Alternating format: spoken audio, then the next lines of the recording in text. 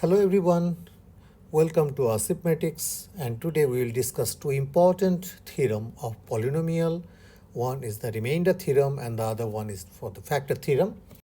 So this two theorem is actually the shortcut method of long division. Sometimes we just need the value of remainder. In that case, we do not need to do long division. We can directly use this theorem. So let's see the remainder theorem, what it states. So it states that if p of x, a polynomial, is divided by x minus a, then remainder is given by p of a. What does it mean? It means that we have the divisor here is x minus a is our divisor.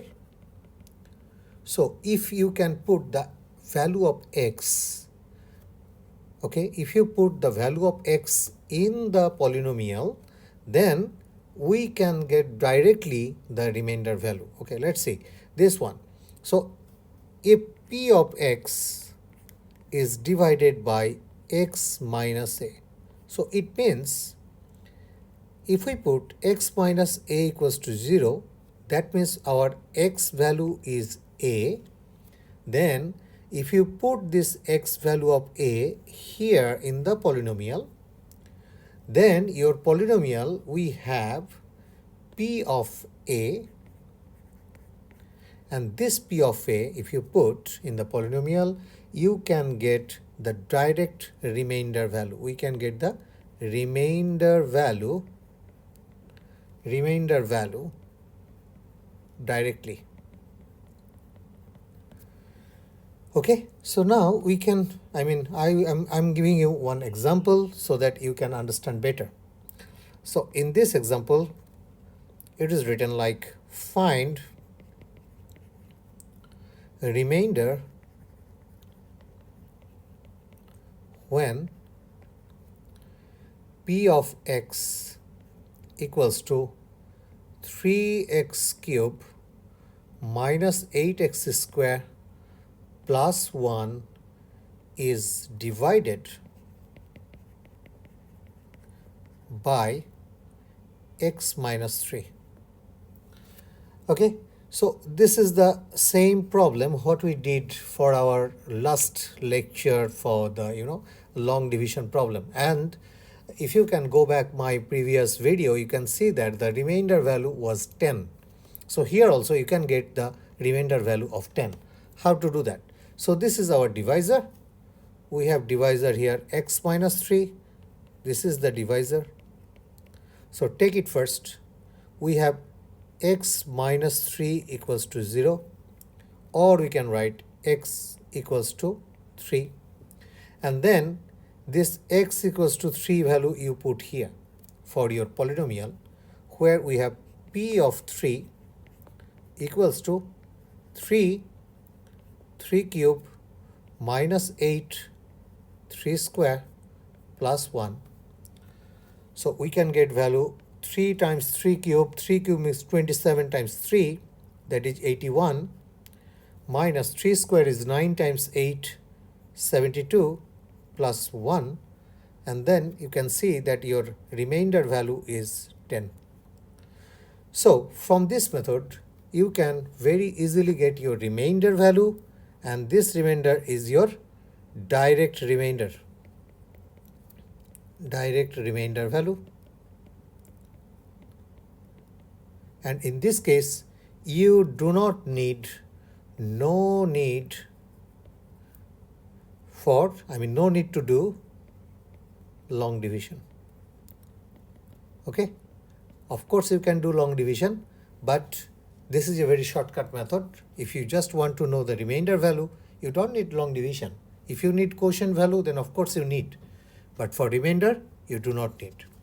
So similar method we will use for the factor theorem. Similarly, we have factor theorem and the concept is same. So let's see the factor theorem.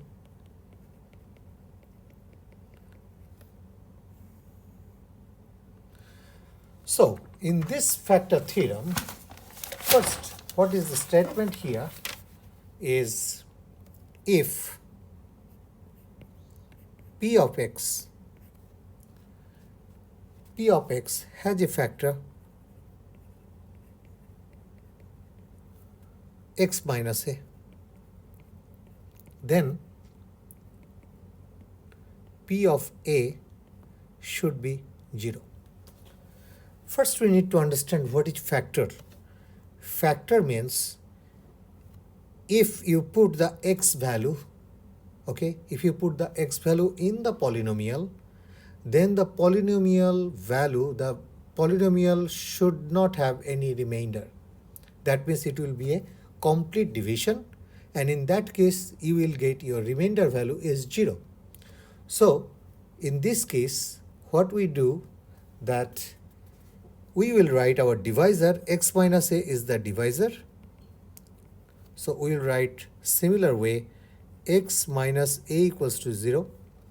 So x equals to a, and then you will write this x value in the polynomial.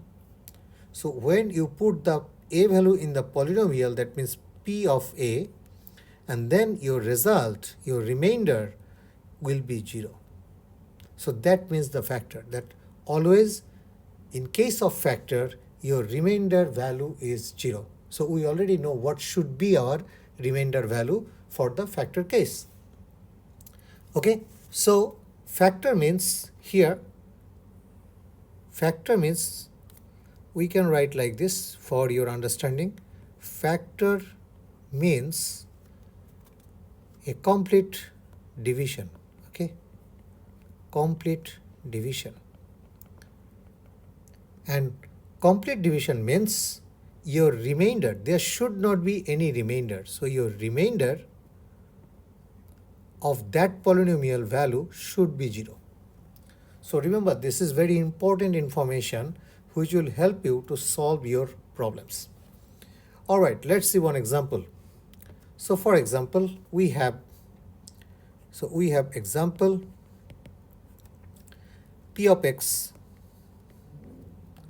equals to x cube minus 3x plus x minus a has a factor x minus 1. Okay, question is find the value of a. All right, clear?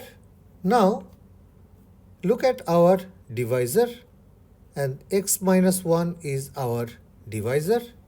So what we can write, x minus 1 equals to 0.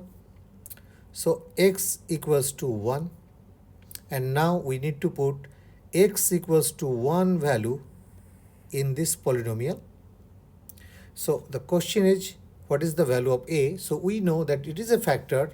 So if we put x equals to 1 value in the polynomial, so whatever p of a or p of 1, I must say, so whatever p of 1 we can get here, that value should be 0.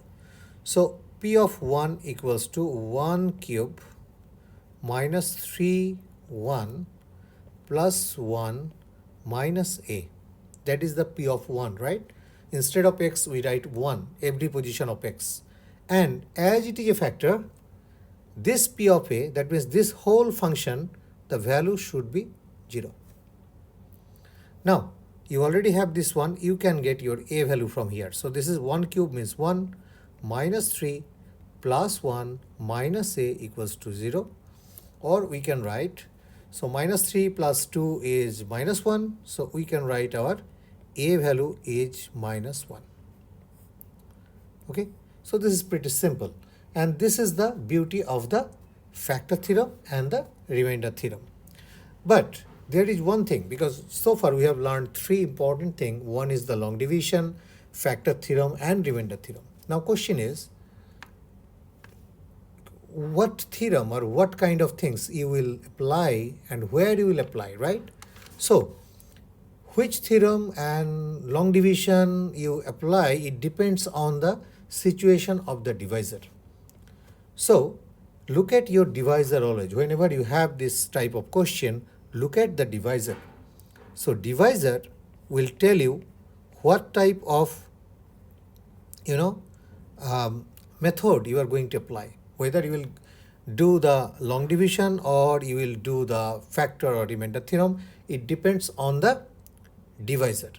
So if your divisor is linear, if it is linear, linear means the value of x, the power of x is 1. So let's see, for example, it is x minus 3 or 2x plus 5. This type of divisor you have, okay, these all are divisor,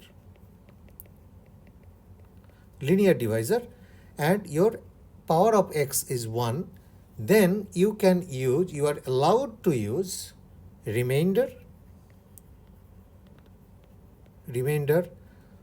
and factor theorem. Of course, you can also use long division. No, there is no restriction. You can do that one, but if you do long division, then your calculation will be higher. Now, for non-linear case, if your divisor is non-linear, so what is non-linear? For example, your divisor is x square plus 1, or the divisor is like 2x cube plus 3x square plus 5. That means your divisor, x power of the divisor is higher than 1. That is the non-linear, right? Either it is a quadratic form or cubic function, something like that. In that case, you must do long division. There is no alternative. Here, you have to do long division. Okay? You cannot do remainder theorem or factor theorem in this case. Alright, so today we have learned two theorem, and we learned that in what situation, what type of method, whether it is a long division, remainder theorem or factor theorem, we can use. So in next video, we will learn some practice about these three methods. So thank you for watching.